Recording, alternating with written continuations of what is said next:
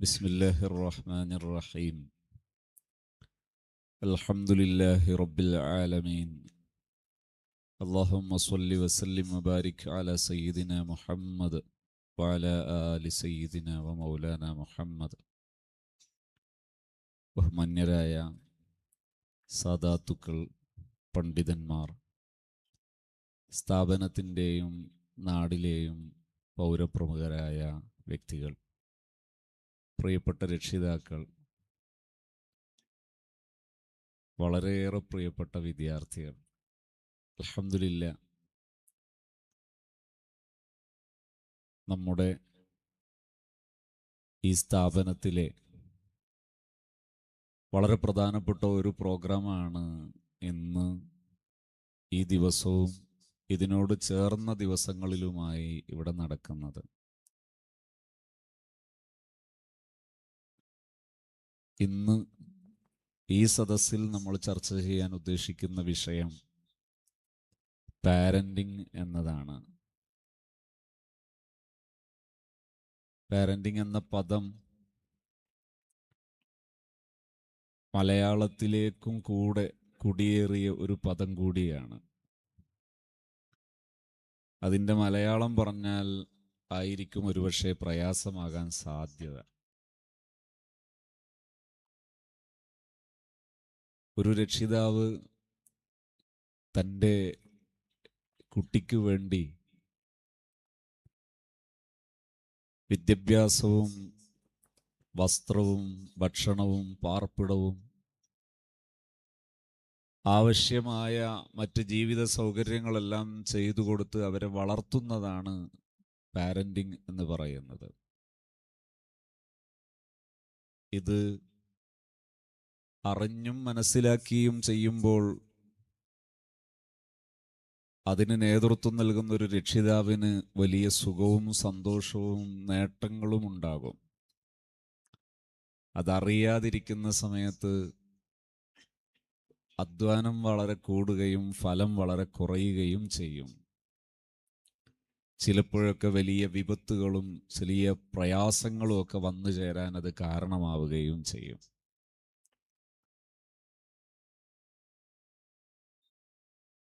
വിദ്യാഭ്യാസത്തിൻ്റെ പേരിൽ സാധാരണ പേരിൻ്റെ കൂടെ ബിരുദങ്ങൾ ചേർത്ത് പറയാൻ അവസരം ഉള്ളവരാണെങ്കിലും പാരന്റിങ് എന്നത് കൃത്യമായി അറിയില്ലെങ്കിൽ അതിന് പ്രയാസം വന്നേക്കും. എന്നാൽ ഔദ്യോഗിക വിദ്യാഭ്യാസത്തിൽ എത്ര പിന്നിലാണെങ്കിലും പാരന്റിങ് അറിയാമെങ്കിൽ അത് ജീവിതത്തിൽ വലിയ നേട്ടവും സന്തോഷവും ഉണ്ടാക്കും. സമൂഹത്തിനും അത് വലിയ മാറ്റം ഉണ്ടാക്കും.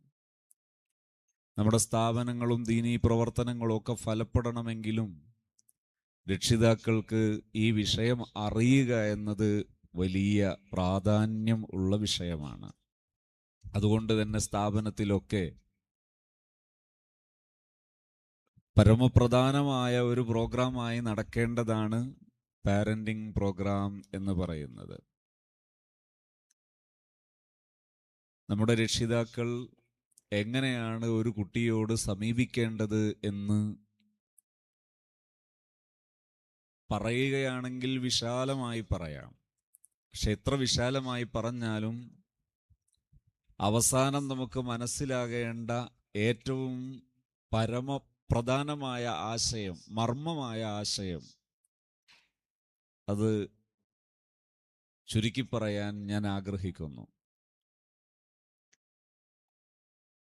ഒരു രക്ഷിതാവിൻ്റെ ദൗത്യം അത് വളരെ സീരിയസ് ആണ്, ഗൗരവമുള്ളതാണ്. എന്നാൽ അത് വളരെ എളുപ്പമുള്ളതുമാണ്. ഒരേ സമയം അത് വലിയ ഗൗരവമുള്ളതാണ്, എന്നാൽ അത് എളുപ്പമുള്ളതുമാണ് എന്ന് പറയുന്നത് എങ്ങനെയാണ്? അതിന് ഏറ്റവും ഉദാഹരിച്ചു പറയാൻ നല്ലത് എനിക്ക് തോന്നാറുള്ളത് ബ്രീത്തിങ്, ശ്വസനം. നാം ശ്വസിക്കുന്നത് വളരെ എളുപ്പമാണ്, പക്ഷേ അത് വളരെ ഗൗരവമുള്ളതാണ്. ശ്വസനം നിന്നുപോയാൽ ജീവിതം അവസാനിച്ചു പോകും. ശ്വാസത്തിന്റെ അളവ് തെറ്റിപ്പോയാൽ ശ്വാസം മുട്ട് എന്ന അസുഖമായി മാറും. എന്നാൽ അതിന് സാധാരണഗതിയിൽ ശ്വാസോച്ഛ്വാസം നടത്താൻ പ്രയാസം തീരെ ഇല്ല. വളരെ എളുപ്പത് നടന്നുകൊണ്ടേയിരിക്കും. ഇതുപോലെ നമുക്ക് മാനസികമായ നമ്മുടെ ആരോഗ്യം നേരെയാണെങ്കിൽ ഈ രക്ഷാകർതൃത്വം എന്ന പാരന്റിങ് എന്ന രക്ഷിതാവിൻ്റെ ദൗത്യം വളരെ എളുപ്പമാണ്. ഇത് പറയാൻ വേണ്ടി ഞാൻ ഒരു സംഭവം മുന്നിൽ പറഞ്ഞുകൊണ്ട് തുടങ്ങാമെന്നാണ് എനിക്ക് തോന്നുന്നത്. ഞാൻ പലയിടത്തും എൻ്റെ പ്രഭാഷണങ്ങളിൽ ഇത് തന്നെ ഉദ്ധരിക്കാറുണ്ട്. ഞാൻ ബഹുമാനപ്പെട്ട ഖുറത്തുസാദാത്ത് സയ്യിദ് അവറുകളുടെ നവറല്ലാഹു മർക്കദഹു മഹാനവറുകളുടെ സിയാറത്തിന് വേണ്ടി ഒരു തവണ അവിടത്തേക്ക് പോവുകയായിരുന്നു. കർണാടകയിലെ ആ പ്രദേശത്തേക്ക് കേരളത്തിൽ നിന്ന് അല്ലെങ്കിൽ കോഴിക്കോട് നിന്നുള്ള യാത്ര കുറച്ച് ദുഷ്കരമാണ്. അങ്ങനെ നീണ്ട ആ യാത്രക്കിടയിൽ എൻ്റെ കൂടെ ഒരു ഒരു പണ്ഡിതനുണ്ടായിരുന്നു. അദ്ദേഹം എന്നോട് പറഞ്ഞു, പാരന്റിങ്ങിനെ കുറിച്ച് ഈ പറഞ്ഞ ആശയം വളരെ ശരിയാണ്. അപ്പൊ ഞാൻ ചോദിച്ചു, എന്താണ് നിങ്ങൾ അങ്ങനെ പറയാനുള്ള കാരണം? അദ്ദേഹം അത് വിശദീകരിച്ചു. അദ്ദേഹം പറഞ്ഞു, അദ്ദേഹം വളരെ പ്രയാസമുള്ള ഒരു കാലത്ത് ഭൗതിക സാഹചര്യങ്ങൾ വളരെ കുറഞ്ഞ ഒരു പ്രദേശത്ത് ജനിച്ച് വളർന്ന മനുഷ്യനാണ്. കുട്ടിക്കാലത്ത് വലിയ പ്രതിസന്ധികൾ നേരിട്ട് വളർന്ന കുട്ടിയാണ്. എന്ന് പറഞ്ഞാൽ അദ്ദേഹം പറഞ്ഞു, മദ്രസയിൽ പഠിക്കുന്ന കാലത്ത് തന്നെ കഠിനമായ ജോലികൾ ചെയ്താണ് വളരുന്നത്. പക്ഷെ സാമ്പത്തികമായി ആപേക്ഷികമായി എപ്പോഴും കയ്യിൽ ക്യാഷ് ഉണ്ടാകും. സാമ്പത്തിക ശേഷിയിൽ വളരെ മുന്നിലാണ്. അന്നത്തെ പ്രാദേശിക തലത്തിലും അന്നത്തെ കാലഘട്ടത്തിന്റെ അടിസ്ഥാനത്തിലും വളരെ മുന്നിലാണ്. പക്ഷേ ഭൗതിക സാഹചര്യങ്ങളിൽ വളരെ ചെറിയ സമയത്ത് തണുപ്പുള്ള പ്രദേശത്ത് ദീർഘദൂരം യാത്ര ചെയ്തു വേണം മദ്രസയിൽ പോകാൻ. ആ മദ്രസയിൽ പോകുന്നതിൻ്റെ മുമ്പേ ഒരു നിശ്ചിത സമയം ജോലി ചെയ്യണം. മദ്രസ കഴിഞ്ഞ് വന്നാലും ഒഴിവു ദിവസങ്ങളിലൊക്കെ ജോലി ചെയ്യും.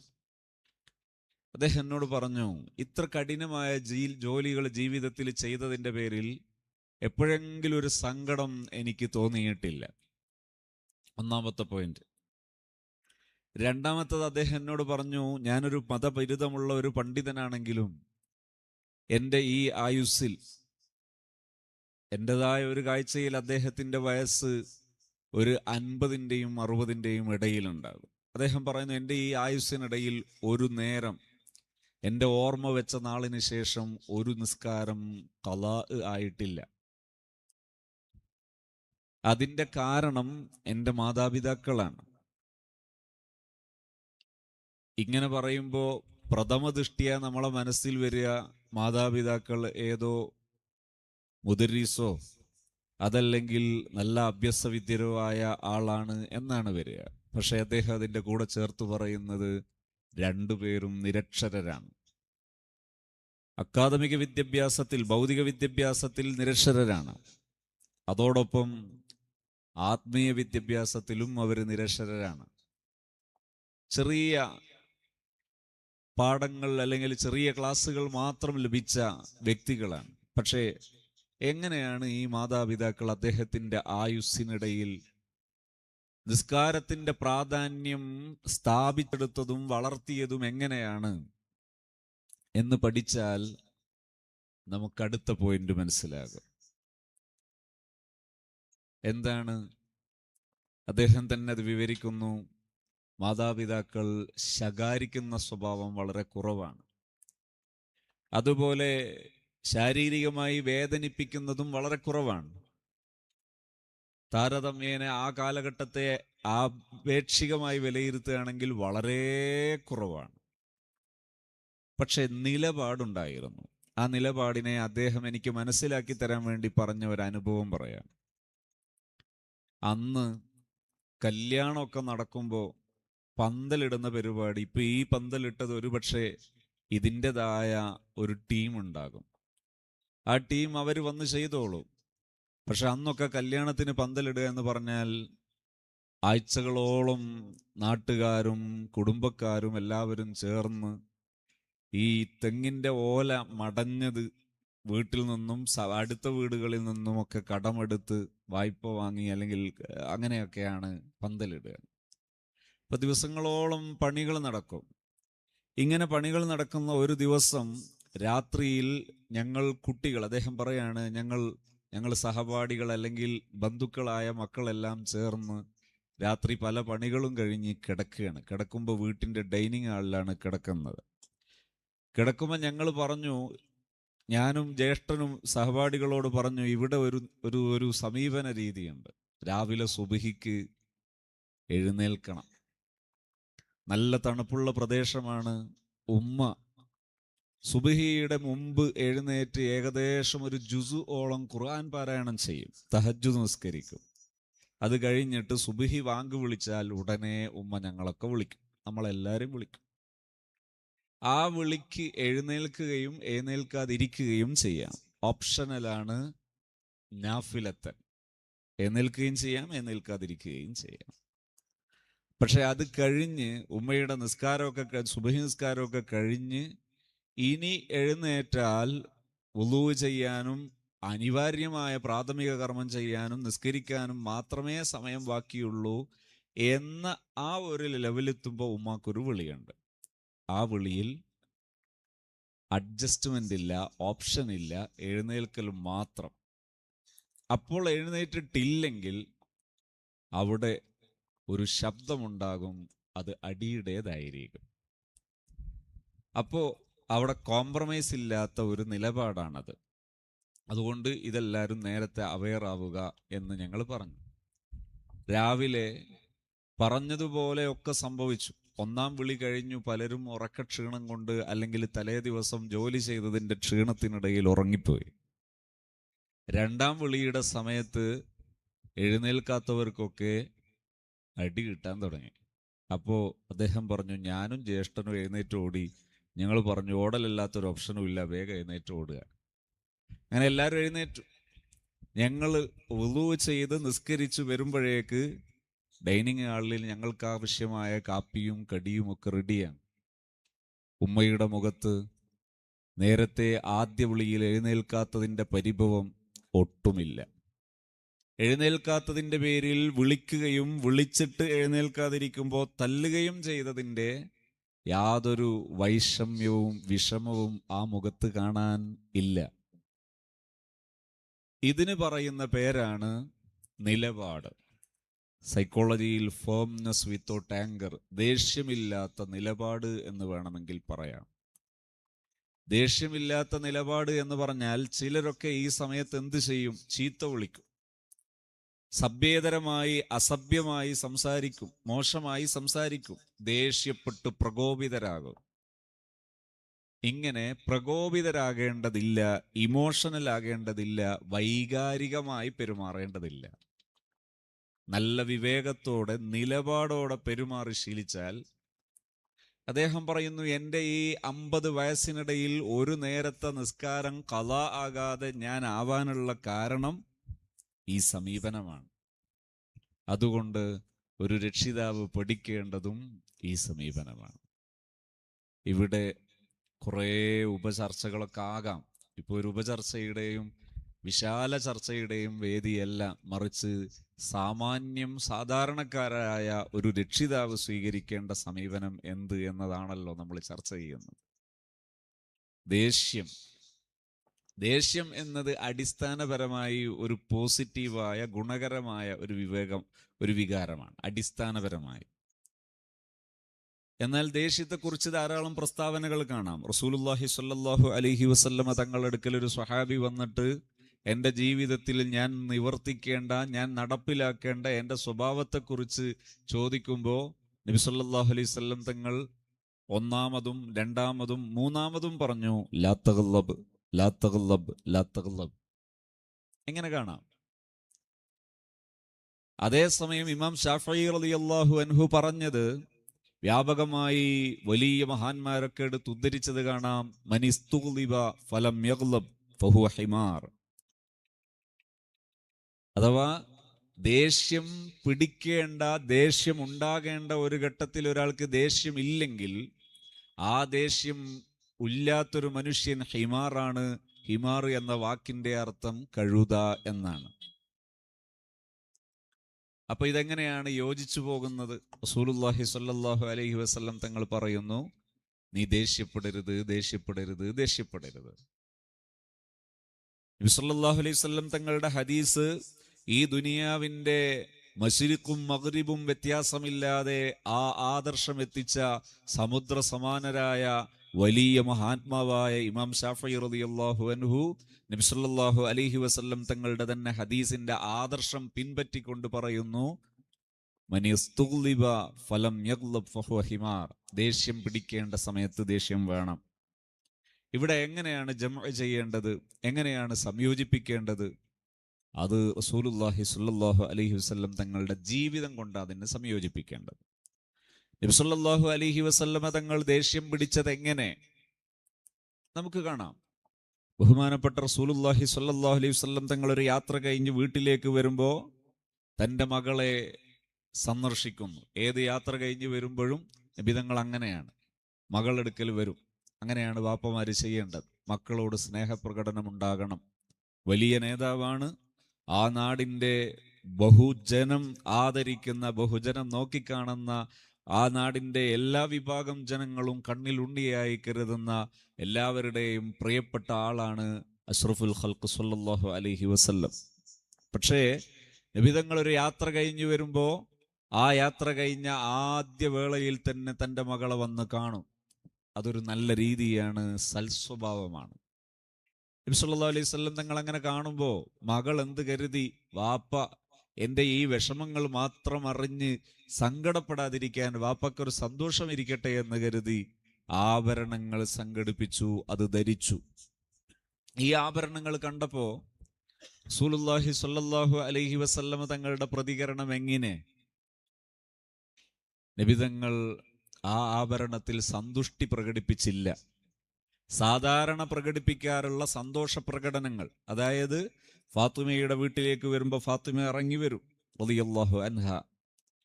നബി സല്ലല്ലാഹു അലൈഹി വസല്ലമ തങ്ങൾ ഫാത്തിമയുമായി മുസാഫഹത്ത് നടത്തും. അവരാലിംഗനം ചെയ്യും, വളരെ ആദരവോടെ കൂട്ടിക്കൊണ്ടുപോയി ഇരുത്തും. ഈ ചടങ്ങുകളെല്ലാം ബ്ലോക്കായി. നബി തങ്ങൾ നേരെ മസ്ജിദ് നബവിയിലേക്ക് പോയി. എന്തേ? സൗന്ദര്യബോധം പാടില്ല എന്നാണോ? സൗന്ദര്യബോധം ഒരു മുഅ്മിനായ മനുഷ്യന്റെ സൽസ്വഭാവമാണ്. വൃത്തി വേണം, സൗന്ദര്യബോധത്തിൽ ജീവിക്കണം. മുടിയൊക്കെ നല്ല അടുക്കിലും ചിട്ടയിലും വെട്ടി ചീകി കൊണ്ട് നടക്കണം. മുടിയൊക്കെ ഇങ്ങനെ വികൃതമാക്കി ഒരു ഭാഗം പരണ്ടി മറുഭാഗം ഇങ്ങനെ കോലക്കേടാക്കി അങ്ങനെ കൊണ്ട് നടക്കരുത്. മുടിയൊക്കെ നല്ല വൃത്തിയിൽ വെട്ടി സൂക്ഷിക്കണം. താടിയുള്ള ഒരു താടിയൊക്കെ നല്ല വൃത്തിയിൽ കൊണ്ട് നടക്കണം. ഡ്രസ്സ് നല്ല വൃത്തിയിൽ ഡ്രസ്സ് ധരിക്കണം, ഭംഗിയിൽ ഡ്രസ്സ് ധരിക്കണം, നല്ല ഭംഗിയിൽ നടക്കണം. സൗന്ദര്യബോധം ഒരു സത്യവിശ്വാസിയുടെ ലക്ഷണമാണ്. പക്ഷേ സൗന്ദര്യം ആരാധനയാകരുത്. സൗന്ദര്യം ആരാധനയാകരുത്. സൗന്ദര്യത്തിനോടുള്ള ആഭിമുഖ്യം ഒരു മനുഷ്യനെ അന്ധകനാക്കരുത്. മനുഷ്യന്റെ കാഴ്ചയെ നഷ്ടപ്പെടുന്ന അന്ധതയായി സൗന്ദര്യം മാറരുത്. അപ്പോഴാണ് ഈ മനുഷ്യൻ സ്വന്തം ചുണ്ട് മതിയാകാഞ്ഞിട്ട് വരച്ചു കൊണ്ടു നടക്കേണ്ടി വരുന്നത്. താടിയും മുടിയുമൊക്കെ ഏതോ ഒരാളോടുള്ള ആഭിമുഖ്യം കാണിക്കാൻ ചിത്രം വരക്കുന്ന കോലത്തിലാകേണ്ടി വരുന്നതൊക്കെ അപ്പോഴാണ്, ആഭിമുഖ്യമാകുമ്പോഴാണ്. ഈ ആഭിമുഖ്യമുള്ള ആൾക്ക് ജീവിതത്തിന്റെ ലക്ഷ്യത്തെക്കുറിച്ചുള്ള ബോധം നഷ്ടപ്പെട്ടു പോകും. ആ ബോധം നഷ്ടപ്പെട്ടു പോകുന്ന സമയത്ത് ലക്ഷ്യബോധമില്ലായാൽ ആഖിറമാണ് ഒരു മനുഷ്യന്റെ ലക്ഷ്യബോധം. ആ ലക്ഷ്യബോധം നഷ്ടപ്പെട്ടു പോകും. അതുകൊണ്ട് ഫാത്തിമയോട് റസൂലുള്ളാഹി സ്വല്ലല്ലാഹു അലൈഹി വസല്ലമ തങ്ങൾ ദേഷ്യം പ്രകടിപ്പിച്ചു. എങ്ങനെ? ചീത്ത വിളിച്ചോ? തല്ലേണ്ടി വന്നോ? ആക്ഷേപഹാസ്യങ്ങൾ ചൊരിയേണ്ടി വന്നോ? ഇല്ല. ഇതാണ് ദേഷ്യം വേണം എന്ന് പറഞ്ഞതിൻ്റെ പ്രായോഗിക രൂപം. അവിടെ ദേഷ്യത്തിന്റെ പേരിൽ മറ്റൊരാളുടെ അവകാശങ്ങൾ ഹനിക്കേണ്ടതില്ല, ഹക്കുകൾ, റൈറ്റുകൾ ലംഘിക്കേണ്ടതില്ല. ഇങ്ങനെ ഒരു മനുഷ്യനോട് പെരുമാറാൻ കഴിയും. ഇതാണ് ദേഷ്യം വേണം എന്ന് പറഞ്ഞതിൻ്റെ അളവ്. ദേഷ്യം പിടിക്കരുത് എന്ന് പറഞ്ഞതിൻ്റെ അളവോ ദേഷ്യപ്പെട്ട് മറ്റൊരാളെ തല്ലുകയോ മറ്റൊരാളെ ചീത്ത വിളിക്കുകയോ മറ്റൊരാളുടെ മാനസികമായ ശാരീരികമായ അവകാശങ്ങൾ ലംഘിക്കുകയോ ചെയ്തിട്ട് വേണ്ടിയില്ലായിരുന്നു എന്ന് പിന്നെ ചിന്തിച്ചിട്ട് കാര്യമുണ്ടോ? ഇല്ല. വൈകാരികമാകരുത്. ഇത് തന്നെയാണ് ഈ പണ്ഡിതന്റെ വിഷയത്തിൽ ഉമ്മയുടെ സമീപനത്തിൽ നിന്ന് പഠിക്കുന്നതും. എന്താ? ആ ഉമ്മ ദേഷ്യപ്പെട്ടിട്ടുണ്ട്, ദേഷ്യം പ്രകടിപ്പിച്ചിട്ടുണ്ട്. പക്ഷേ ആ ദേഷ്യ പ്രകടനം മകന്റെ മനസ്സിനെ വേദനിപ്പിച്ചിട്ടില്ല. മകന്റെ ജീവിതത്തിലുടനീളം സത്യത്തിൽ ഈ മകന് ഈ അടി കിട്ടേണ്ടി വന്നിട്ടുമില്ല. പക്ഷേ ആ നിലപാട് ആ മനുഷ്യന്റെ 50 വയസ്സ് കഴിഞ്ഞിട്ടും മുറിയാതെ, അവരിപ്പോ ഖബറിലാണ് കിടക്കുന്നത്, അള്ളാഹു പരലോകം സന്തോഷത്തിലാക്കി കൊടുക്കട്ടെ. പക്ഷെ ഇപ്പോഴും ആ മനുഷ്യന്റെ അധ്വാനമാണെന്ന് ഈ മകൻ തീർത്ത് പറയുന്നു. ഞാൻ ഈ വിഷയം മലപ്പുറം ജില്ലയിൽ ഒരു സ്ഥലത്ത് വെച്ച് ഒരു പ്രഭാഷണത്തിൽ സംസാരിച്ചപ്പോ എന്നെക്കാൾ വയസ്സുള്ള ഒരു സഹോദരി, അദ്ദേഹത്തിന്റെ ഭർത്താവ് ഒരു പണ്ഡിതനാണ്. ആ പണ്ഡിതന്റെ കൂടെ സമ്മതത്തോടുകൂടെ രണ്ടാരും ചേർന്ന് ഒരു ജീവിത കുറിപ്പ് എനിക്ക് എഴുതി അയച്ചു. ആ ജീവിതക്കുറിപ്പിന്റെ ആകത്തുക എങ്ങനെയായിരുന്നു? ഞാൻ ജീവിച്ചു വളരുന്നത് വളരെ സൗകര്യങ്ങൾ കുറവുള്ളൊരു കാലയളവിൽ എൻ്റെ പിതാവ് വളരെ കർക്കശമുള്ള നിലപാടുകാരനായിരുന്നു. പബ്ലിക്കിൽ ഒരിക്കലും ഒന്നിനും ഞങ്ങൾ അയക്കാറില്ല. സ്കൂൾ വിദ്യാഭ്യാസം പോലും ഒരു ചെറിയ കാലയളവിന് ശേഷം നൽകാറില്ല. മദ്രസ വിദ്യാഭ്യാസം തന്നെയും കൂടുതൽ ലഭിക്കാനുള്ള സൗകര്യം അടുത്തില്ല. അദ്ദേഹം, ആ സഹോദരി പറയുന്നു, നീന്തൽ അത് ഒരു വലിയ ആഗ്രഹമുള്ളതായിരുന്നു. പക്ഷെ പബ്ലിക്കിൽ ഒരു കുളത്തിലേക്ക് ഞങ്ങൾ അയക്കില്ല. പക്ഷേ ഞങ്ങൾക്ക് ജീവിതത്തിൽ സന്തോഷത്തിനൊരിക്കലും പിതാവ് കുറവ് വരുത്തിയില്ല. നീന്തൽ പഠിക്കാൻ സ്വന്തം പറമ്പിൽ കുളം കുത്തി, ആ കുളത്തിൽ നീന്തൽ പഠിക്കാനുള്ള സൗകര്യമൊരുക്കി. എനിക്കെഴുതിയ എഴുത്ത്, നല്ല സാഹിത്യമറിയുന്ന ഒരു സാഹിത്യകാരിയുടെ എഴുത്തിന്റെ ചേരുവകളും ടേസ്റ്റും അതിൻ്റെ മികവുകളെല്ലാം ആ എഴുത്തിലുണ്ടായിരുന്നു. വിദ്യാഭ്യാസത്തിന് സത്യത്തിൽ പ്രായോഗികമായി കുറവുകളൊന്നും സംഭവിച്ചിട്ടില്ല. ആ സഹോദരി എന്നോട് പറഞ്ഞു, വിവാഹം കഴിഞ്ഞിട്ട്, ആ കുറിപ്പിലുണ്ട്, വിവാഹം കഴിഞ്ഞിട്ട് ദശാബ്ദങ്ങളായി, പക്ഷെ ഇന്നും ആദ്യ രാത്രിയിലേതുപോലെ ഞങ്ങൾ സന്തോഷത്തോടെ ജീവിക്കുന്നു. ഇതിൻ്റെ എല്ലാം കാരണം ഈ പിതാവിൻ്റെ നിലപാടോടുകൂടെയുള്ള വളർത്തലാണ്. അതിന്നും സന്തോഷത്തോടെ അനുഭവിക്കുകയും ആസ്വദിക്കുകയും ചെയ്യുന്നു എന്ന് ആ കുറിപ്പിന്റെ ആകത്തുക. ഇവിടെ നിന്നുകൊണ്ടാണ് ഞാൻ എൻ്റെ ആദ്യ പ്രസ്താവന നടത്തിയത്. എന്താ ഞാൻ പറഞ്ഞത്?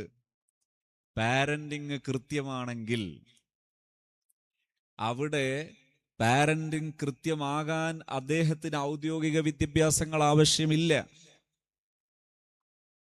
പാരന്റിങ് കൃത്യമാണെങ്കിൽ ഔദ്യോഗിക വിദ്യാഭ്യാസം ഇല്ലെങ്കിൽ പോലും കൃത്യമായി നേട്ടങ്ങൾ നേടാനും വലിയ വിപ്ലവങ്ങൾ സൃഷ്ടിക്കാനും കഴിയും. വലിയ മാറ്റങ്ങൾ ഉണ്ടാക്കാൻ പറ്റും. നമ്മുടെ മക്കൾക്ക് ആത്മീയമായി വലിയ ഉയർച്ചയുണ്ടാകാൻ പറ്റും. ഇതിനെല്ലാം പറ്റുന്ന വിധത്തിൽ ഒരു സമൂഹത്തെ വളർത്താൻ ഒരു പാരന്റിന് ഉണ്ടാകേണ്ടത് എന്താണ്? ഒരു രക്ഷിതാവിന് ഉണ്ടാകേണ്ടത് എന്താണ്? 1, കളങ്കമില്ലാത്ത സ്നേഹം. 2, കൃത്യമായ നിലപാടുണ്ടാകണം. 3, ഈ വിഷയത്തിൽ എപ്പോഴും ഒരു ഉപദേശകന്റെ ഉപദേശം തേടുന്ന സ്വഭാവം ഉണ്ടാകണം. ഈ മൂന്നാമത്തേതിന് പുതിയ കാലത്ത് മെന്ററിങ് എന്ന് പറയും, പഴയ കാലത്ത് നസീഹത്ത് എന്ന് പറയും. പഴയ കാലത്ത് നമ്മുടെ നാടിനെ മാറ്റിമറിച്ച ഏറ്റവും വലിയ വിദ്യാഭ്യാസ വിപ്ലവ പ്രസ്ഥാനമായിരുന്നു ദർസുകൾ.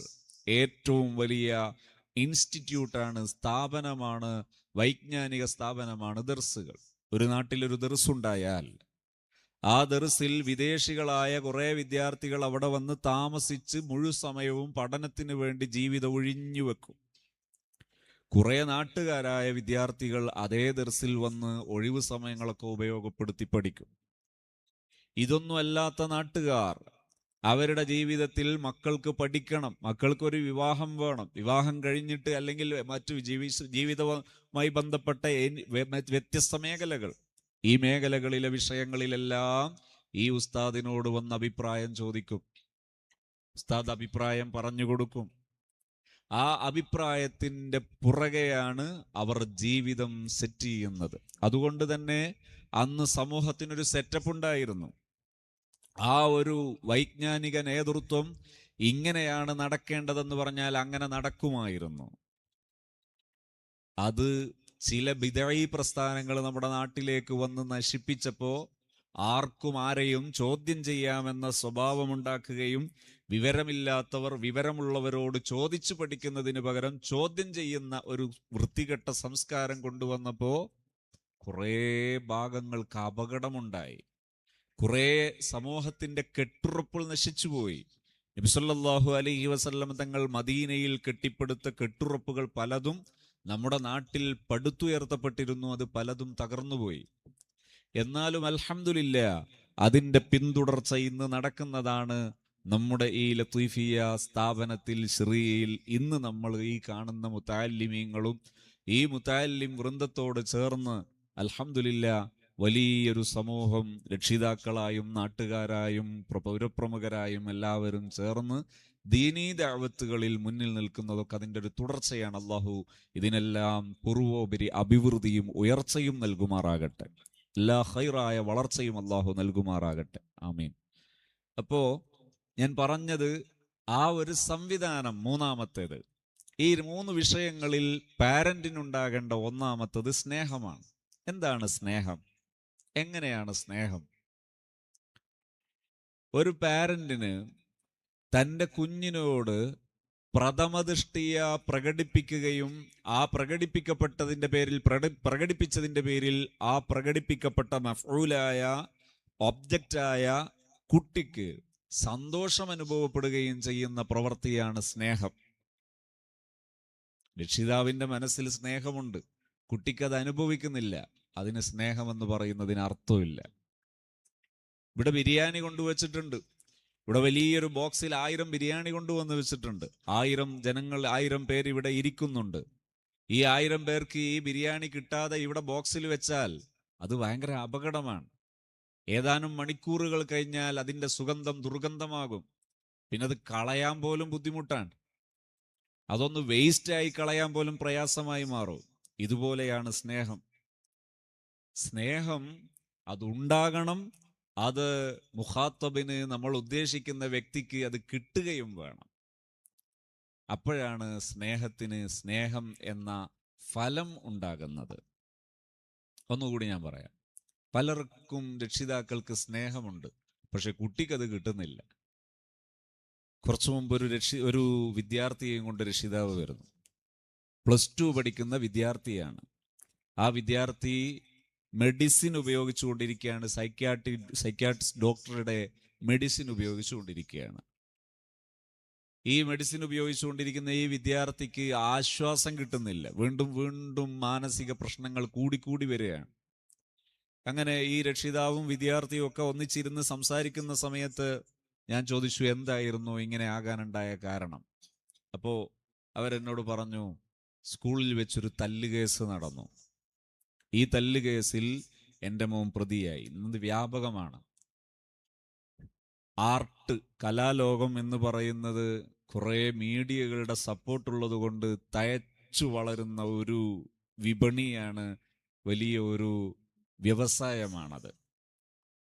കലാലോകത്ത് പലപ്പോഴും സമൂഹത്തിന് അവരെന്ത് സംഭാവന ചെയ്തു എന്ന് ചോദിച്ചാൽ ഇത്തരം വലിയ വിപത്തുകൾ സംഭാവന ചെയ്തിട്ടുണ്ട് എന്നത് ആർക്കും മറക്കാൻ കഴിയാത്തൊരു പരമമായ ദുരന്ത സത്യമാണ്.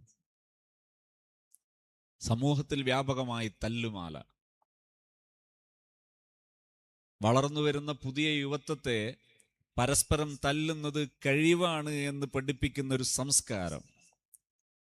പുതിയ ഒരു ടീമിന് യാത്ര ചെയ്യാൻ വാഹനം സെലക്ട് ചെയ്യുന്ന സമയത്ത് ഒരു ടൂറിസ്റ്റ് ബസ് സെലക്ട് ചെയ്യണമെങ്കിൽ അതിന് പേര് ഹിറ്റ്ലർ എന്നിടണം, അല്ലെങ്കിൽ പിശാച് എന്നിടണം എന്ന തലത്തിൽ മാനസികമായി ഒരു സമൂഹത്തെ മാറ്റിയെടുക്കാൻ കാരണമാകുന്ന സിനിമ പോലെയുള്ള കലാലോകം വലിയ വിപത്തുകൾ ഇവിടെ സൃഷ്ടിച്ചു വെക്കുന്നുണ്ട് എന്നത് ഒരിക്കലും നിഷേധിക്കാൻ കഴിയാത്തൊരു സത്യമാണത്. ഇരിക്കട്ടെ എൻ്റെ വിഷയം. ഈ വിദ്യാർത്ഥി ഇത്തരമൊരു പ്രശ്നങ്ങളിൽ അകപ്പെട്ടത് എവിടെ നിന്നാണ്? ഒരു തല്ലുകേസ്. വിദ്യാർത്ഥികൾ തമ്മിൽ ഗ്രൂപ്പായി തിരിഞ്ഞ് തല്ല് നടന്നു, വലിയ കുലുമാലുണ്ടായി, പ്രശ്നങ്ങളുണ്ടായി, അപകടങ്ങളുണ്ടായി. ആ കൂട്ടത്തിൽ ഈ വിദ്യാർത്ഥിയെ പിടിക്കപ്പെട്ടപ്പോൾ ഈ വിദ്യാർത്ഥിയുടെ ഫാമിലി സിറ്റുവേഷൻ, കുടുംബ സാഹചര്യം വളരെ മികച്ചതാണ്, നല്ല നിലവാരമുള്ളതാണ്. ആ മികച്ച കുടുംബ സാഹചര്യത്തിൽ ഈ കുട്ടി ഇത്തരം ഒരു പോലീസ് കേസിൽ അകപ്പെട്ടപ്പോ അത് വലിയ വിഷയമായി ആ ഫാമിലിക്ക്. അത് ആ കുട്ടിക്കും പ്രശ്നമായി. അതിന്റെ പരിഹാരത്തിന് വേണ്ടി സൈക്കോളജിസ്റ്റിനെയും ശേഷം സൈക്യാട്രിസ്റ്റിനെയും കാണേണ്ടി വന്നു. അവർ മെഡിസിനിലേക്ക് അഭയം തേടി. മെഡിസിൻ കൊണ്ട് ഫലം ചെയ്യാതായ ഘട്ടം വന്നു. ആ സമയത്ത് ഞാൻ ഈ കുട്ടിയോട് ചോദിച്ചു, മോനെ, നിനക്ക് എന്നോട് ഓപ്പണായിട്ട് സംസാരിക്കാൻ പറ്റുന്ന സിറ്റുവേഷൻ ആണോ? ആ കുട്ടി ഏകദേശം റാപ്പോ സെറ്റിൽഡ് ആയതിനു ശേഷം ഓക്കെ പറഞ്ഞപ്പോൾ ഞാൻ സംസാരിച്ചു. അതിന്റെ മർമ്മപ്രധാനമായ പോയിന്റിലെത്തിയപ്പോൾ ആ കുട്ടി എന്നോട് പറഞ്ഞു, ഒരു സത്യം എനിക്ക് പറയാനുണ്ട്. ഞാൻ ചോദിച്ചു, എന്താ? എൻ്റെ പിതാവ് വിദേശത്താണ്. വിദേശത്തുള്ള പിതാവ് എനിക്ക് മെസ്സേജ് അയക്കാറുണ്ട്. ഞാൻ പഠിക്കുന്ന എൻ്റെ സ്ഥാപനത്തിലേക്കുള്ള ഫീസ് അയച്ചു തരാറുണ്ട്. എനിക്ക് ആവശ്യമായ ഭൗതിക സാഹചര്യങ്ങൾ, ഭൗതികമായ സൗകര്യങ്ങൾ, ഫെസിലിറ്റീസുകൾ പലത് പറഞ്ഞാലും എനിക്ക് ചെയ്തു തരാറുണ്ട്. പക്ഷേ എൻ്റെ പിതാവ് എനിക്കയച്ച മെസ്സേജുകളിൽ എപ്പോഴെങ്കിലും, മോനെ നിനക്ക് സുഖാണോ, ആർ യു ഹാപ്പി, നീ സന്തോഷവാനാണോ എന്ന് ചോദിക്കുന്ന ഒരു സമീപന രീതിയുണ്ടെങ്കിൽ ഞാൻ ഇത്തരം ദുരന്തങ്ങളിൽ പെട്ടുപോകില്ലായിരുന്നു എന്ന് ഇന്നെൻ്റെ മനസ്സെന്നോട് ശാപസ്വരത്തിൽ പറഞ്ഞുകൊണ്ടിരിക്കുന്നു എന്ന് ആ കുട്ടി പറയാണ്. ഇതൊരു പരമസത്യമാണ്. എന്താണ് വേണ്ടത്? ഞാൻ ഇടക്ക് കയറി അഡോളസൻസിനെ കുറിച്ച് പറഞ്ഞുകൊണ്ട് തിരിച്ചു വരാം. കൗമാരം ഇന്ന് രക്ഷിതാക്കൾക്കൊക്കെ ഭയമാണെന്ന് തോന്നുന്നു. 13 വയസ്സിന് മേൽപോട്ടുള്ള മക്കളെ കൗമാരക്കാരെന്ന് വിളിക്കാം. ഒരുപാട് അഭിപ്രായങ്ങളുണ്ട്. അതിലൊരഭിപ്രായത്തെ ഞാനിപ്പോൾ സ്വീകരിക്കുന്നു. 13 മുതൽ 19 വരെ, 20 വരെയുള്ള പ്രായം അഡോളസൻസ്, കൗമാരപ്രായമാണെന്ന് പറയുന്നു. കൗമാരത്തെ ചിലർ പറയുന്നു അതൊരു ദുരന്തമാണ്, അത് പ്രശ്നമാണ്, ഭയങ്കര കുലുമാലാണ് ഇവരുടെ പ്രായത്തിന്. എന്നാൽ ഞാൻ അള്ളാഹുവിൻ്റെ ദീനിൻ്റെ പക്ഷത്ത് നിന്ന് പറയുന്നു, കൗമാരം ഏറ്റവും ധന്യമായ പ്രായമാണ്. അള്ളാഹു പടച്ച പ്രായങ്ങളുടെ കൂട്ടത്തിൽ ഏറ്റവും ധന്യമായ ഒരു പ്രായമാണ് കൗമാരം. അള്ളാഹു സവിശേഷമായി അവതരിപ്പിക്കപ്പെട്ടതാണ് കൗമാരപ്രായത്തെക്കുറിച്ച്. വളരെ മഹത്വമുള്ളതായി പറഞ്ഞതാണ് കൗമാരം. കൗമാരം എന്ന പ്രായത്തിന് ഒരു കുഴപ്പമില്ല. പിന്നെ എന്താണ് ഉണ്ടാകേണ്ടത്? കൗമാരം വളരെ ശക്തിയുള്ള, പവറുള്ള, വളർച്ചയുള്ള, നല്ല ചിന്തയുള്ള നല്ല പ്രായമാണ്. നിങ്ങളൊരു കൗമാരക്കാരനോട് ചോദിക്കൂ, നീ എന്താണ് സെലക്ട് ചെയ്യുന്നത്? ഒരു കൗമാരക്കാരൻ പറയുന്നു, എനിക്ക് മിലിറ്ററിയിൽ ജോലി ചെയ്യണം. അവനോട് ചോദിക്കുന്നു, നീ എന്തിനാണ് മിലിറ്ററിയിൽ ജോലി ചെയ്യുന്നത്? എനിക്ക് നാടിനെ സംരക്ഷിക്കുന്ന ആളാകണം. ഒരു കൗമാരക്കാരനോട് ചോദിക്കും, നീ എന്താണ് നിന്റെ ലൈഫിൽ തിരഞ്ഞെടുക്കാൻ പോകുന്നത്? അവൻ പറയുന്നു, എനിക്കൊരു വക്കീലാകണം. അവനോട് ചോദിച്ചു നോക്കും, നീ എന്തിനാണ് വക്കീലാകുന്നതെന്ന്? അവന്റെ മറുപടി, എനിക്ക് ഈ നാട്ടിലെ ഒരുപാട് പാവങ്ങളെ രക്ഷപ്പെടുത്തണം. നിങ്ങളൊരു കൗമാരക്കാരനോട് ചോദിക്കൂ, നീ ആരാകണം? അവൻ പറയുന്നു, എനിക്കൊരു ഡോക്ടർ ആകണം. നീ എന്തിന് ഡോക്ടർ ആകുന്നു എന്ന് ചോദിച്ചാൽ കൗമാരക്കാരന്റെ ഉത്തരം, ഒരുപാട് മനുഷ്യരുടെ ജീവിതം വീണ്ടെടുക്കണം. ഒരു കൗമാരക്കാരൻ പറയുന്നു, എനിക്കൊരു പൊളിറ്റീഷ്യൻ ആകണം. എന്തുകൊണ്ടെന്ന് ചോദിച്ചാൽ കൗമാരക്കാരൻ പറയുന്ന ഉത്തരം എന്തായിരിക്കും എന്നറിയോ? എനിക്ക് നാടിന് ഒരുപാട് വിപ്ലവകരമായ ഉയർച്ചയുണ്ടാക്കണമെന്നായിരിക്കും. ഇതെല്ലാം നന്മയാണ്, ഇതെല്ലാം പ്രവർത്തനക്ഷമമാണ്, ഇതെല്ലാം ആക്റ്റീവ് മോഡാണ്. എന്നാൽ കുറച്ച് പ്രായം കൂടിയ ഒരാളോട്, ഒരു 25 വയസ്സിന് ശേഷമുള്ള ഒരാളോട് നിങ്ങളൊരു വക്കീലാകുന്നത് എന്തിനാണെന്ന് ചോദിച്ചു നോക്കൂ. എനിക്ക് എൻ്റെ കുടുംബത്തെ പോറ്റണം. നീ ഒരു ഡോക്ടറാകുന്നത് എന്തിനാണെന്ന് ചോദിച്ചു നോക്ക്. എനിക്ക് എൻ്റെ കുടുംബത്തിൽ വളരണം. നീ ഒരു പൊളിറ്റീഷ്യനാകുന്ന എന്തിനാണെന്ന് ചോദിച്ചു നോക്കൂ. എനിക്ക് കുറെ സമ്പാദിക്കണം. ഇങ്ങനെ സങ്കുചിതനാകുന്നത് കാണാം. സങ്കുചിതത്വമില്ലാത്ത വിശാല മനസ്സുള്ള പ്രായമാണ് കൗമാരം. ഈ പ്രായത്തിൽ രക്ഷിതാക്കൾ ചെയ്യേണ്ടത് എന്താണ്? ഹബീബായ റസൂലുള്ളാഹി സ്വല്ലല്ലാഹു അലൈഹി വസല്ലമ തങ്ങളെ ഇത്തിബാഅ ചെയ്യണം. നബിതങ്ങളുടെ മാർഗത്തെ ഫോളോ ചെയ്യണം. നബിതങ്ങൾ പറഞ്ഞത് എന്താ? അക്രിമു ഔലാദക്കും, മക്കളോടുള്ള സമീപനത്തിൽ വളരെ മാന്യമായി സമീപിച്ച് മുന്നോട്ട് പോകണം. ഞാൻ ഈ സംസാരിക്കുമ്പോൾ എൻ്റെ ലക്ഷ്യം പാരൻസ് ആണ് എന്നതുകൊണ്ട് ഞാൻ ഒരു ഭാഗം ബോധപൂർവം മറക്കുന്നുണ്ട്. എൻ്റെ മുന്നിലിരിക്കുന്ന വളരെ പ്രിയപ്പെട്ട മക്കളെ തൽക്കാലം ഞാൻ മറന്ന് സംസാരിക്കുകയാണ്. കണ്ടില്ലെന്ന് നടിച്ച് സംസാരിക്കാൻ. മക്കളോട് എനിക്കൊരു കാര്യം ഇടക്ക് പറയാനാണ്. അതെന്താ അറിയോ? നമ്മുടെ രക്ഷിതാക്കളിലോ അധ്യാപകരിലോ എവിടെയെങ്കിലും ഏതെങ്കിലും ഒരു വിഷയങ്ങളിൽ ഒരു പോരായ്മയുണ്ടായാൽ ആ പോരായ്മയുടെ പേരിൽ പ്രക്ഷുബ്ധരാകാതെ, നമ്മുടെ ജീവിതം കളയാതെ, പേരുദോഷങ്ങൾ നേടാതെ, അപ്പോൾ പോലും എൻ്റെ ജീവിതത്തിൽ ഉയർന്ന ഒരാളാകണം, എൻ്റെ ജീവിതത്തിൽ ഒരു മഹത്വമുള്ള മുഅ്മിനാകണം, നേട്ടമുള്ളൊരു സത്യവിശ്വാസിയാകണം, ജീവിതം വിജയിച്ചു മുന്നോട്ട് പോകുന്ന ഒരു പൗരനാകണം എന്ന ചിന്താഗതി എൻ്റെ പ്രിയപ്പെട്ട മക്കൾക്ക് എപ്പോഴും ഉണ്ടാകണം. രക്ഷിതാക്കൾക്ക് എവിടെയെങ്കിലുമൊക്കെ ചില്ലറ മിസ്റ്റേക്ക് പറ്റിയാലും അതിൻ്റെ പേരിലൊന്നും നമുക്ക് പേരുദോഷം വരരുത്. നമ്മൾ തകർന്നു പോകരുത്. നമ്മൾക്ക് എവിടെയെങ്കിലും ഇകഴ്ത്തപ്പെടുന്ന ഒരു സാഹചര്യം വരരുത്. ഇൽമിനോട് ചേരാത്ത ജീവിത രീതിയുള്ളവരായി നമ്മൾ മാറരുത്. അറിവിനോട് ചേരാത്ത ജീവിത രീതിയുള്ളവരായി നമ്മൾ മാറരുത്. സ്വഭാവത്തിൽ മോശമായി പോകരുത്. രക്ഷിതാക്കൾക്കോ ഗുരുനാഥന്മാർക്കോ സന്തോഷം നൽകാൻ കഴിയാത്ത കഴിവുകെട്ടവരായി നമ്മൾ മാറിപ്പോകരുത്. തല്ലുമാലയിലൊക്കെ പെടുന്നത് എന്തുകൊണ്ടാ? ചിലരൊക്കെ വിചാരിക്കുന്നത് സഹപാഠിയെ തല്ലിത്തോൽപ്പിച്ചാൽ കഴിവാണ്. അതേത് ഗുണ്ടക്കും കഴിയും. ഒരു വിദ്യാഭ്യാസവും ഇല്ലാത്ത വെറും മൃഗങ്ങളുടെ കഴിവ് മാത്രമുള്ള, ആരോഗ്യം മാത്രമുള്ള ഗുണ്ടകൾ, അവർക്കൊക്കെ കഴിയുന്നതാണ് തല്ലിത്തോൽപ്പിക്കൽ. മനുഷ്യന്റെ കഴിവ് അറിവാണ്, ആർട്ടാണ്. മനുഷ്യൻ എങ്ങനെയാണ് മറ്റൊരാളെ തോൽപ്പിക്കേണ്ടത്? ഇത്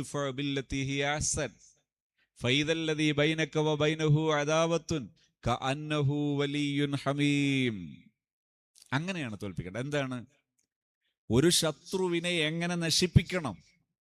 ശത്രുവിലെ ശത്രുതയെ നശിപ്പിച്ചിട്ട് അവനെ മിത്രമാക്കണം. അതാണ് കഴിവ്.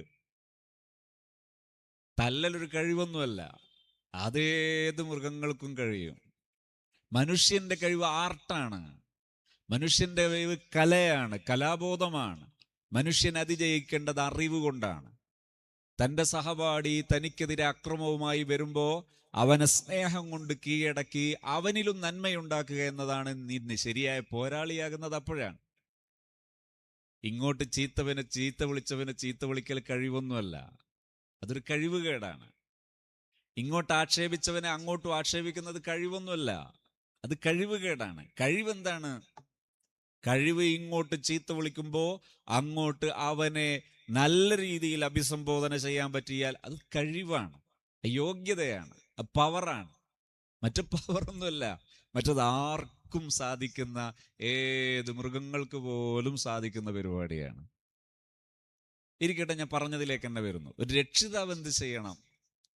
ഈ പ്രായത്തിൽ നമ്മുടെ മക്കളോട് പെരുമാറുമ്പോൾ മക്കളോട് സമീപിക്കേണ്ട സമീപന രീതി നല്ല ബഹുമാനത്തോടെ സമീപിച്ച് ശീലിക്കണം. കമിസ്ലി സയ്യിദിന റസൂലുള്ളാഹി സ്വല്ലല്ലാഹു അലൈഹി വസല്ലം മുത്തുനബി തങ്ങൾ പഠിപ്പിച്ചതുപോലെ മുത്തുനബി തങ്ങൾ മക്കളോട് സ്വീകരിച്ച സമീപനം നോക്കൂ. പേരക്കുട്ടികളോട് സ്വീകരിച്ച സമീപനം നോക്കൂ. നബിതങ്ങളെടുത്ത് പഠിപ്പിക്കാൻ വേണ്ടി കൊണ്ടുവന്ന കുട്ടികളോട് സ്വീകരിച്ച സമീപനം നോക്കൂ. മക്കളോട് നബിതങ്ങൾ എങ്ങനെയാ സംസാരിക്കുന്നത്? അവർക്ക് മനസ്സിലാകുന്ന ശാന്തസുന്ദരമായ ഭാഷയിൽ. ഒരു ഈത്തപ്പനെ കെറിഞ്ഞിട്ട് വീട്ടുകാരൻ, രക്ഷിതാവ് കുടുങ്ങുന്നു. പടച്ചോനെ, നാട്ടുകാർ ഈത്തപ്പനൊക്കെ കെറിഞ്ഞാൽ ആൾക്കാർ ചീത്ത വിളിക്കൂലേ? സമാധാനം പറയണ്ടേ? ആൻസർ പറയണ്ടേ? അങ്ങനെ കുടുങ്ങിയ മകനെയും കൊണ്ടുവരുമ്പോ നബി സല്ലല്ലാഹു അലൈഹി വസല്ലം തങ്ങൾ ആ കുട്ടിക്ക് മനസ്സിലാകുന്ന ഭാഷയിൽ സംസാരിക്കും. മോനെ, ഈത്തപ്പനയിൽ നിന്ന് നീ വല്ലപ്പോഴും ഈത്തപ്പഴം കഴിച്ചിട്ടുണ്ടോ? അതെ. നല്ല മധുരല്ലേ? നല്ല മധുരാണ്. പോഷകല്ലേ? ഉണ്ട്. ഈ ഈത്തപ്പഴം എവിടെ നിന്ന് കിട്ടുന്നതെന്നറിയോ? ഈത്തപ്പനയിൽ നിന്നാണ്. ഈ ഈത്തപ്പനയെ നീ നേരത്തെ എറിയണോ? എന്തൊരു ഭംഗിയുള്ള സംസാര രീതി! അവിടെ പ്രക്ഷുബ്ധമായി ആക്ഷേപിച്ച്, ശകാരിച്ച്, ഭയപ്പെടുത്തി, ഭീഷണിപ്പെടുത്തി കാര്യം നേടാം എന്ന് അധ്യാപകരെ നബിതങ്ങൾ പഠിപ്പിച്ചിട്ടില്ല. രക്ഷിതാക്കളെ നബിതങ്ങൾ പഠിപ്പിച്ച ബശ്ശിറു വലാ തുനഫിറു. മക്കളോടൊക്കെ നല്ല സന്തോഷകരമായി പെരുമാറണം. വീട്ടിലേക്കൊക്കെ ചെല്ലുമ്പോൾ മക്കളോട് എന്ത് ചെയ്യണം? അസ്സലാമു അലൈക്കും മുഖത്ത് നോക്കി പുഞ്ചിരിച്ച് സലാം പറയണം, മുസാഫഹത്ത് ചെയ്യണം, ആലിംഗനം ചെയ്യണം, അവർക്ക് ചുംബനം നൽകണം, അവരെ അണച്ചുകൂട്ടണം, വിവരങ്ങൾ ചോദിക്കണം. ഇവിടെയാണ് സ്നേഹം എന്ന് പറയുന്നതിന്റെ പ്രാധാന്യം. പലപ്പോഴും രക്ഷിതാക്കൾ പിഴച്ചു പോകുന്നത് ഈ വിഷയത്തിൽ ഇവിടെയാണ്. ഒരു ദിവസം എൻ്റെ അടുത്തൊരു രക്ഷിതാവ് വളരെ പ്രയാസത്തോടുകൂടെ ഇരുന്ന് കരയുകയാണ്. വളരെ പ്രായമുള്ള, അതേസമയത്ത് നല്ല ആരോഗ്യമുള്ള, നല്ല ആഫിയത്തുള്ള, സുന്ദര സുമുഖനായ മനുഷ്യൻ. അദ്ദേഹം കരയുന്നത് സ്വന്തം മകൻ. ഈ മകൻ നല്ല ആരോഗ്യമുള്ള മനുഷ്യൻ. ആ ആരോഗ്യമുള്ള 16-കാരനായ മകന്റെ കാര്യത്തിൽ പിതാവ് സങ്കടപ്പെട്ട് കരയാണ്. ഞാൻ ചോദിച്ചു, എന്തു പറ്റി? അദ്ദേഹം പറഞ്ഞു, എൻ്റെ മകന് അവന് ഫോണ് വേണമെന്ന് പറഞ്ഞപ്പോൾ ഞാൻ ഫോണ് വാങ്ങിച്ചു കൊടുത്തു. അവന് വാഹനം വേണമെന്ന് പറയുമ്പോൾ എൻ്റെ വാഹനം ഞാൻ കൊടുത്തു. അങ്ങനെ എൻ്റെ വാഹനം സ്വയം ഉപയോഗിക്കുന്ന, എൻ്റെ ഫോണിനേക്കാളും വിലപിടിപ്പുള്ള ഫോൺ ഉപയോഗിക്കുന്ന എല്ലാ സൗകര്യങ്ങളുമുള്ള എൻ്റെ മകൻ ഇന്ന് എന്നെ ശത്രുവെ പോലെ പെരുമാറുന്നു. ഞാൻ എന്തു പറഞ്ഞോ അതിനെല്ലാം മോശമായി ആൻസർ പറയുന്നു. എന്തെങ്കിലും ഒന്ന് ചോദിച്ചാൽ, ഇത് എൻ്റെ വീടാണ്, ഇവിടെ ഞാൻ എനിക്ക് തോന്നുന്നത് പോലെ ജീവിക്കും, എന്നെ ചോദ്യം ചെയ്യുകയോ എന്നിൽ ഇടപെടുകയോ ചെയ്യണ്ട എന്ന് പറയുന്നു. അദ്ദേഹം പറയുന്നു, ഞാൻ എന്ത് ചെയ്യണം? അദ്ദേഹം പറഞ്ഞു, കഴിഞ്ഞൊരു ദിവസം എൻ്റെ വീടിൻ്റെ എല്ലാ വാതിലുകളും, അദ്ദേഹം നല്ല സമ്പന്നനാണ്, വീടൊക്കെ അടിപൊളിയാണ്, ഓരോ വാതിലും അതിശക്തമാണ്. പക്ഷേ അദ്ദേഹം പറയുന്നു, എൻ്റെ മകൻ ആയുധങ്ങളെടുത്ത് എൻ്റെ വീടിൻ്റെ വാതിലുകളെല്ലാം കൊത്തി പൊളിച്ചു കളഞ്ഞു. ഞാൻ അവസാനം ദിവസങ്ങളോളം ഇവനെ സംയമനത്തിലാക്കാൻ വേണ്ടി ശ്രമിച്ചു. അവസാനം പോലീസിൽ ചെന്ന് ഞാൻ അഭയം തേടി. പോലീസുകാരോട് ഞാൻ ചോദിച്ചു, വളരെ സൗമ്യമായി സംസാരിച്ചു, എനിക്ക് വല്ല രക്ഷയുണ്ടോ? പോലീസുകാരൻ പറഞ്ഞു, ഞങ്ങളുടെ ഇടപെടൽ കൂടി ഉണ്ടായാൽ നിങ്ങളുടെ മകന് കൂടുതൽ പേരുദോഷം വരും. അതുകൊണ്ട് നിങ്ങൾ തന്നെ കുറച്ചുകൂടി സമയമെടുത്ത് സംയമനം ഉണ്ടാക്കിയാൽ അതാണ് നല്ലത്. ഞങ്ങൾ ഇടപെട്ടാൽ അത് നിങ്ങൾക്ക് പേരുദോഷമാകും, ന്യൂസിൽ വരും. എന്നിട്ട് പോലീസുകാരൻ പറഞ്ഞു, ഇപ്പൊ എനിക്ക് കൂടുതൽ സമയം സമയം ചെലവഴിക്കേണ്ടി വരുന്നത്, ഒരുപാട് സമയം ചെലവഴിക്കേണ്ടി വരുന്നത്. കൗമാരക്കാരായ മക്കൾ അവർ തലവേദനയായതിൻ്റെ പേരിൽ രക്ഷിതാക്കൾ പ്രയാസപ്പെടുന്നു, അതിനെന്തെങ്കിലും ചെയ്യാൻ പറ്റുമോ എന്നിടത്താണ് സമയം ചെലവഴിക്കേണ്ടി വരുന്നത്. ഞാൻ ഓർക്കുകയാണ്, ഒരു രക്ഷിതാവ് ഒരു ദിവസം ഒരു സൈക്കോളജിസ്റ്റായ സുഹൃത്തിൻ്റെ അടുക്കൽ വന്നിട്ട് പറയുന്നു, എൻ്റെ മകനെ എങ്ങനെങ്കിലും ഒന്ന് ജയിലിൽ അടച്ചു തരുമോ? എന്തേ കാരണം? തലയിൽ വലിയ ബാൻഡേജ് ഉണ്ട്, ഈ ബാൻഡേജ് എൻ്റെ മകൻ വെട്ടിയതാണ്. ഈ മകനെ എങ്ങനെങ്കിലും ഒന്ന് ജയിലിലാക്കി തന്നാൽ മതിയായിരുന്നു, ഞാൻ രക്ഷപ്പെട്ടോളാം. ഇതൊന്നും ഒറ്റപ്പെട്ട സംഭവമല്ല, ഇങ്ങനെ നടക്കുന്നുണ്ട്. എവിടെയാ പ്രശ്നം? എവിടെയാ? എന്താണ് സൊല്യൂഷൻ? ഞാൻ ഒന്നാമത് പറഞ്ഞതിലെ ഈ രക്ഷിതാവ് മക്കളോട് സ്നേഹം പ്രകടിപ്പിക്കുന്നതിന്റെ ഭാഗമാണെന്ന വ്യാജേന മക്കൾ ചോദിക്കുന്ന പാടില്ലാത്ത എല്ലാം ചെയ്തു കൊടുക്കുന്നു. പ്രായം തികയാത്ത 18 വയസ്സാകാത്ത മക്കൾക്ക് ഫോൺ വാങ്ങിച്ചു കൊടുക്കുന്നത് അനർത്ഥമാണ്, അർത്ഥശൂന്യമാണ്. പക്ഷെ ചെയ്യാത്ത രക്ഷിതാക്കൾ ഇന്ന് കുറവാ. കഴിവുകേടാണിത്. അതുപോലെ ലൈസൻസ് കിട്ടുന്നതിന്റെ മുമ്പ് വാഹനം കുട്ടികൾക്ക് കൈകാര്യം ചെയ്യാൻ കൊടുക്കുന്നു. വാഹനം വാങ്ങിച്ചു കൊടുക്കുന്ന രക്ഷിതാക്കൾ പോലുമുണ്ട്. പറയേണ്ട പദപ്രയോഗങ്ങൾ ഞാൻ വളരെ ബോധപൂർവ്വം ഒഴിവാക്കുകയാണ്. ആ രക്ഷിതാക്കൾ എന്താ വിളിക്കണ്ടേ? ചെയ്യേണ്ടത്, സ്നേഹത്തിന്റെ പേരിൽ ചെയ്യേണ്ടത് വാഹനം കൊടുക്കലല്ല, അവർക്ക് ലക്ഷറി സൗകര്യങ്ങൾ ഒരുക്കലല്ല ചെയ്യേണ്ടത്. ചെയ്യേണ്ടത് എന്താണ്? നിങ്ങൾ ചെയ്യേണ്ടത് മുഖത്തോട് മുഖം നോക്കി പുഞ്ചിരിച്ച് സലാം പറഞ്ഞ് സ്നേഹം പങ്കിട്ട് സംസാരിച്ച് ശീലിക്കണം. സംസാരിക്കുന്ന സമയത്ത് ആക്ഷേപഹാസ്യങ്ങളും കുറ്റപ്പെടുത്തലുകളും, ബ്ലെയിമിങ്, തേഫീം അതൊഴിവാക്കുക, കുറ്റപ്പെടുത്തൽ ഒഴിവാക്കുക. പകരം അവരോട് സൗമ്യമായി മനുഷ്യനായി കണ്ട് സംസാരിക്കുക. അങ്ങനെ സംസാരിക്കുന്നതിനാണ് ക്വാളിറ്റി ടൈം എന്ന് പറയുന്നത്. ഒരാഴ്ചയിൽ ഒരു 2 തവണയെങ്കിലും സാധാരണ ഡേ സ്കോളേഴ്സായി താമസിക്കുന്ന വിദ്യാർത്ഥികളോട് രക്ഷിതാക്കൾ എന്ത് ചെയ്യണം? ഒന്നിച്ചിരുന്ന് സംസാരിക്കണം. റെസിഡൻഷ്യലായി താമസിച്ച് പഠിക്കുന്ന വിദ്യാർത്ഥികളുടെ രക്ഷിതാക്കൾ മാസത്തിൽ 3 ദിവസം വീട്ടിൽ വരുന്ന രക്ഷിതാക്കൾ, മാസത്തിൽ 3 തവണ വീട്ടിൽ വരുന്ന വിദ്യാർത്ഥികളോട് രക്ഷിതാക്കൾ അന്ന് അവരെ എല്ലാ ഹസനാത്ത് സയ്യാത്ത് ഹിസാബ് എടുക്കാൻ നിൽക്കരുത്. നിങ്ങൾ ചെയ്യേണ്ടത് എന്താണ്? വരുമ്പോൾ അവരെ ബഹുമാനത്തോടെ സ്വീകരിക്കണം. അവരുടെ കൂടെ വന്ന ഉടനെ അവരോടൊന്നിച്ചിരിക്കണം. ഈ മൊബൈൽ ഫോൺ ഉപയോഗമൊക്കെ ഒന്ന് മാറ്റിവെച്ച് ഒന്നിച്ചിരുന്നതിന് ശേഷം, മോനെ എത്ര മണിക്കാണ് നീ വരുന്ന യാത്രയൊക്കെ എങ്ങനെയായിരുന്നു? റാഹത്തായിരുന്നോ? എന്തൊക്കെയായിരുന്നു സ്ഥാപനത്തിലെ ദർസിലെ വിശേഷങ്ങൾ? എന്തൊക്കെയാണ് ഉസ്താദിന്റെ വിശേഷങ്ങൾ? ഉഷാറാണോ? റാഹത്താണോ? വിശേഷങ്ങളൊക്കെ സസന്തോഷം കൈമാറിയതിന് ശേഷം മക്കളോട് ചോദിക്കുന്നു, ഇനി എപ്പോഴാണ് തിരിച്ചു പോകേണ്ടത്? വ്യാഴാഴ്ച വൈകുന്നേരം വീട്ടിലെത്തിയ കുട്ടി പറയുന്നു, വെള്ളി ശനി ഞായർ കഴിഞ്ഞ് തിങ്കളാഴ്ച രാവിലെയാണ് എത്തേണ്ടത്. മസലൻ, ഫോർ എക്സാമ്പിൾ, ആ കുട്ടിയോട് ചോദിക്കുന്നു, മക്കളെ, നമ്മൾ ഈ ഒരു 3 ദിവസം നല്ലൊരു അടിപൊളി ഒരു സെലിബ്രേഷൻ ആക്കി മാറ്റിയല്ലേ, നല്ലൊരു ഫാമിലി ഗാദറിംഗ് ആക്കി മാറ്റിയല്ലേ ഈ 3 ദിവസം? എന്ത് ചെയ്യണം? ഈ 3 ദിവസത്തിനിടയിൽ ലഭ്യമായ സമയങ്ങളെല്ലാം കളർഫുള്ളായി പ്ലാൻ ചെയ്യണം. നിങ്ങളൊരു മങ്കൂസ് മൗലിദിന്റെ ഒരു സദസ്സൊരുക്കൂ. എല്ലാവരും ഒന്നിച്ചിരുന്ന് നല്ല ഒരു അടിപൊളി പാർട്ടി, ഹെൽത്തി ഫുഡ് പാർട്ടി ഉണ്ടാക്കൂ. എന്നിട്ട് നല്ലൊരു കളർഫുൾ മൗലിദ്, അത് അടിപൊളിയായിട്ടൊരു ഗാദറിങ് നടത്തൂ. ആ ഗാദറിങ്ങിന്റെ ഇടയിൽ ഒരു സമയം നിങ്ങൾ ഒന്നിച്ചിരുന്ന് ഫാമിലിയെക്കുറിച്ചും ഭാവിയെക്കുറിച്ചും ദർസിനെ കുറിച്ചും ഒക്കെ സംസാരിക്കൂ. അങ്ങനെ കളർഫുൾ ആയിട്ട് വന്നിട്ട് തിരിച്ചു പോകുന്നത് വരെയുള്ള സമയങ്ങളെല്ലാം നല്ല പ്ലാനിങ് ചെയ്യുക. ഒരു പ്ലാനും ഇല്ല. മോൻ വന്നു, ഡ്രസ്സൊക്കെ അയച്ചിട്ടു, ഇനി എന്താ? ഉമ്മന്റെ ഫോണൊന്ന് എടുത്തു, ഓപ്പൺ ആക്കി. അപ്പൊ ഉമ്മക്ക് പ്രശ്നമൊന്നുമില്ല. വാപ്പാന്റെ ഫോൺ എടുത്തു, ഉപയോഗിച്ചു, വാപ്പാക്ക് പ്രശ്നമില്ല, വന്ന ഉടനെയല്ലേ. പിന്നെ ഇവൻ മുഴുവനും ഷോർട്സിലായി, റീൽസിലായി. ഇവനെ ഭക്ഷണം കഴിക്കാൻ വിളിച്ചപ്പോൾ അവൻ വരുന്നില്ല, നിസ്കരിക്കാൻ വിളിച്ചപ്പോൾ അതിനും വരുന്നില്ല. അപ്പോഴാണ് ഉമ്മ ചൂടാകുന്നത്. വന്നിട്ട് ആദ്യം തുടങ്ങിയത് ചൂടാകൽ. എന്തുകൊണ്ട് സംഭവിച്ചു? ഈ ഒരു ക്വാളിറ്റി ടൈമിന്റെ മിസ്സിംഗ് ആണ്. ഇനി ബൈ ചാൻസ് അങ്ങനൊരു ഇതിൽ പെട്ടുപോയാൽ, പെട്ടതിന് ശേഷം നിങ്ങൾ ബഹളം വെക്കുന്നതിന് പകരം നിങ്ങൾ തൽക്കാലം മിണ്ടാതിരിക്കുക.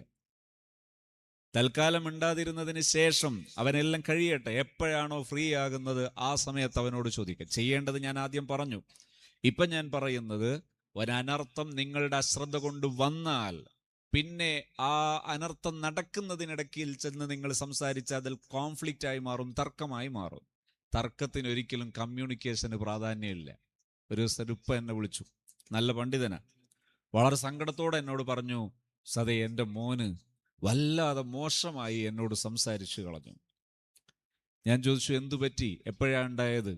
അപ്പം അദ്ദേഹം എന്നോട് പറഞ്ഞു, ഞാൻ രാവിലെ സുബഹി നിസ്കരിച്ചു മദ്രസയിലേക്ക് അല്ലെങ്കിൽ ക്ലാസ് എടുക്കാൻ വേണ്ടി പോകുമ്പോൾ മകൻ്റെ അടുത്ത് ചെന്ന് അവനെ വിളിച്ചതാണ്. അവൻ സുബഹി നിസ്കരിച്ചിട്ട് കിടക്കുകയാണ്. ആ ഉറക്കത്തിനിടയിൽ അവനെ വിളിച്ചിട്ട് അവൻ പ്രതീക്ഷിക്കാത്ത രീതിയിലുള്ള എന്തോ ചില കാര്യങ്ങൾ പറഞ്ഞപ്പോൾ, നിങ്ങളൊന്ന് പോകുന്നുണ്ടോ എന്ന് ചോദിച്ചു. അത് ഇയാൾക്ക് താങ്ങാൻ പറ്റിയില്ല. അവൻ ഉറക്കത്തിലാണ്. സത്യത്തിൽ ഒരാൾ ഒരു കോൺഫ്ലിക്റ്റ് മോഡിൽ സംസാരിക്കുമ്പോൾ ഒരിക്കലും നീതിയും ന്യായവും ഒന്നും ഉണ്ടാവില്ല. അതുകൊണ്ട് കോൺഫ്ലിക്റ്റ് മോഡിൽ കമ്മ്യൂണിക്കേറ്റ് ചെയ്യരുത്. തർക്കത്തിനിടയിൽ ആശയവിനിമയം നടത്താമെന്ന് കരുതരുത്. തർക്കത്തിനിടയിൽ ചെന്ന് ആശയവിനിമയം നടത്തിയാൽ രണ്ടാൾ തമ്മിൽ തർക്കം കൂടുമ്പോൾ അവിടെ ചെന്നിട്ട് അയാളോട് വിവരം ചോദിച്ചാൽ അടി ഇങ്ങൾക്കും കൂടെ കിട്ടും. പിന്നെ എന്തിനാന്ന് ചോദിച്ചിട്ട് കാര്യം ഉണ്ടാവില്ല. സ്വാഭാവികമാണ്. അതുകൊണ്ട് പ്രശ്ന സങ്കീർണമായി കഴിഞ്ഞാൽ പിന്നെ നിങ്ങൾ എന്ത് ചെയ്യണം? എപ്പോഴാണോ അവരോടൊരു ഫ്രീ ടൈം കിട്ടുന്നത് അത് വെയിറ്റ് ചെയ്യണം. പിന്നെ ആ ഫ്രീ ടൈമിനിടയിൽ അവരോട് കമ്മ്യൂണിക്കേറ്റ് ചെയ്യണം. ഉള്ളതുള്ളതുപോലെ സത്യസന്ധമായിട്ട് അവരോട് പറയണം. സംസാരിക്കുന്ന സമയത്ത് എപ്പോഴും ബഹുമാനത്തോടെയും ആദരവോടെയും സംസാരിക്കണമെന്ന് രത്നച്ചുരുക്കം. മക്കളോട് എല്ലാം കൽപ്പിച്ച് സംസാരിക്കുക. നിങ്ങൾ അലി കുഞ്ഞുസ്താദിൻ്റെ ഒക്കെ സംസാരം കേട്ടിട്ടില്ല? നവറല്ലാഹു ബർക്കതുഹു, അള്ളാഹു മഹാനവറുകളുടെ മദത് നമുക്കെല്ലാവർക്കും നമ്മുടെ ജീവിതത്തിൽ ഉടനീളം അള്ളാഹു നൽകുമാറാകട്ടെ. ആ സംസാരം നിങ്ങൾ കേട്ടിട്ടില്ലേ? എത്ര സുന്ദരമാണ് ആ സംസാരം, എത്ര സോഫ്റ്റാണ് ആ സംസാരം. സംസാരം സോഫ്റ്റ് ആയത് വകയിൽ ആരെങ്കിലും ചീത്തയായിട്ടുണ്ടോ? നിങ്ങളൊന്ന് പഠിച്ചു നോക്ക്. ആ സംസാരം അത്ര സോഫ്റ്റ് ആയി പോയ വകയിൽ ആരെങ്കിലും ചീത്തയായി പോയിട്ടുണ്ടോ? ഇല്ല, ആകില്ല എന്നതാണ് സത്യം. അപ്പൊ നമ്മൾ എന്ത് വേണം? മുത്തുനബി സല്ലല്ലാഹു അലൈഹി വസല്ലമ തങ്ങൾ പഠിപ്പിക്കുന്ന ഈ ഒരു ആശയം ജീവിതത്തിൽ പ്രയോഗിക്കണം. ജീവിതത്തിൽ പ്രയോഗിക്കുന്ന സമയത്ത് മാറ്റമുണ്ടാകും. പ്രത്യേകിച്ച് കൗമാരക്കാരാകുന്ന സമയത്ത് അവർക്ക് പ്രായം കൊണ്ടൊരു കൺഫ്യൂസ്ഡ് ഏരിയയാണത്. ചെറിയൊരു ആശയ വ്യക്തത കുറയുന്നൊരു സമയമാണത്. എന്തുകൊണ്ടെന്നറിയോ? ഒരു 13, 14, 15 ആകുമ്പോൾ സ്വഭാവത്തിൽ ചെറിയ മാറ്റം വരും, ശരീരത്തിലും ചെറിയ മാറ്റം വരും. മീശയൊക്കെ ചെറുതായിട്ട് മുളക്കും, താടിയിലൊക്കെ ചെറുതായിട്ട് രോമം വരും, ശബ്ദം ചെറുതായിട്ട് മാറും. നേരത്തെയുള്ള സോഫ്റ്റ് സൗണ്ട് കുറച്ച് ഹാർഡ് സൗണ്ടായിട്ട് മാറും, കുറച്ച് കഠിനമായ സൗണ്ടായിട്ട് മാറും.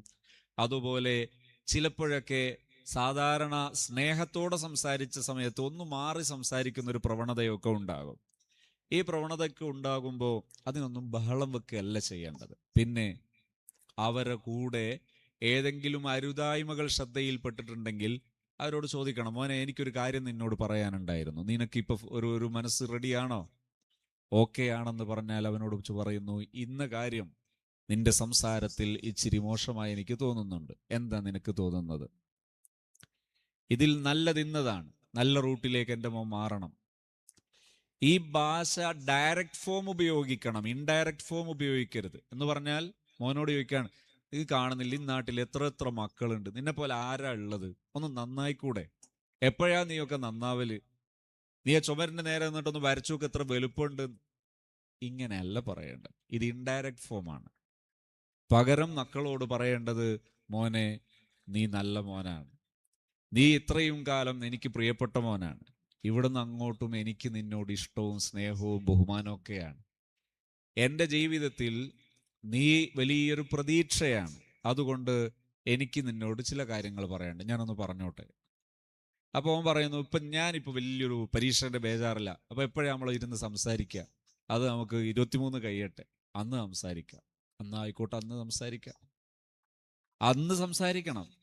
അല്ലാതെ നമുക്ക് തോന്നുമ്പോൾ പറയാനുള്ളത് ഇടിച്ചു കയറി പറയുന്ന ശൈലിയല്ല വേണ്ടത് എന്നാണ് ഹബീബ റസൂലുള്ളാഹി സ്വല്ലല്ലാഹു അലൈഹി വസല്ലമ തങ്ങളുടെ അധ്യാപന സുരത്തിന്റെ യഥാർത്ഥ അർത്ഥം അങ്ങനെയാണ്. അങ്ങനെ വേണം മക്കളോട് സമീപിക്കാൻ.